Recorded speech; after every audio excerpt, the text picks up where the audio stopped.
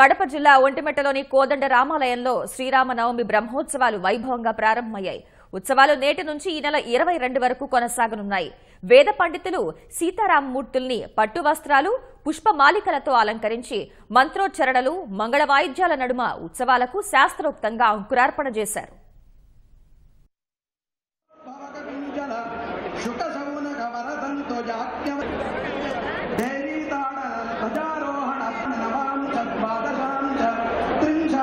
त्रिंशां